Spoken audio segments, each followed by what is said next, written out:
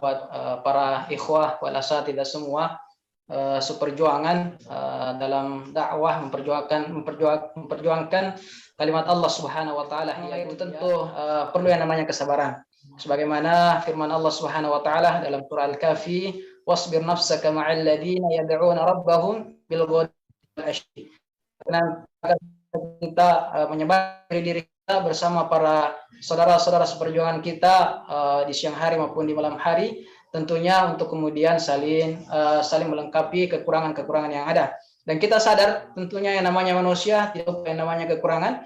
Maka kalau kita berkiblat kepada kekurangan saudara kita, maka yang ada adalah kehancuran dan yang ada adalah cerai-berai.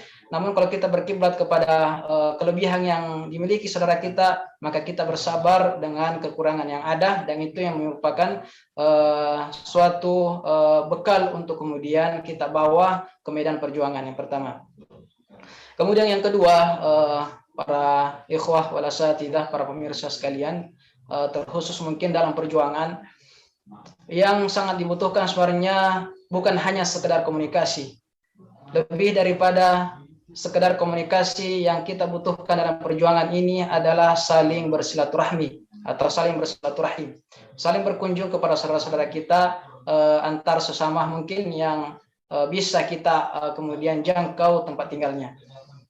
Apatah lagi mungkin di antara satu DPD dengan DPD yang lainnya masih bisa kemudian mengagendakan untuk saling ketemu satu dengan yang lainnya, atau saling berkunjung kepada ikhwah kita di daerah lain.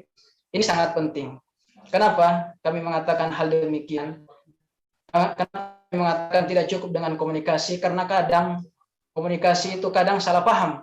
Kadang kita perlu yang dibutuhkan silaturahmi berkunjung kepada ikhwah untuk supaya apa? Untuk kemudian memperbaiki kesalahpahaman yang ada, atau kesalahan dalam berkomunikasi yang ada. Maka dengan adanya silaturahim, adanya kita berkunjung kepada ikhwah yang lainnya, maka akan kemudian menghilangkan kesalahpahaman yang ada. Dan tentu yang namanya iblis laknatullah, para tentaranya tidak kemudian tinggal diam ketika ada anak cucu Adam, ada hamba-hamba Allah Subhanahu wa taala yang senantiasa tegak berdiri untuk memperjuangkan agama Allah Subhanahu wa taala. Mereka tidak akan tinggal diam, maka mereka akan senantiasa menghasuti di antara pejuang tentara Allah Subhanahu wa taala agar bercekcok dalam komunikasi mereka. Maka untuk kemudian mengalahkan tablis syaitan ini, mengalahkan bisikan-bisikan syaitan, yaitu dengan kita bersilaturahim, kita berkunjung kepada sesama ikhwah, dan lewat itu semua insya Allah komunikasi akan senantiasa berjalan dengan baik, maka akan senantiasa berjalan dengan sebagaimana yang diinginkan, dan tentu dari itu semua insya Allah perjuangan akan senantiasa berkembang dan akan terus berjuang sebagaimana yang kita inginkan bersama.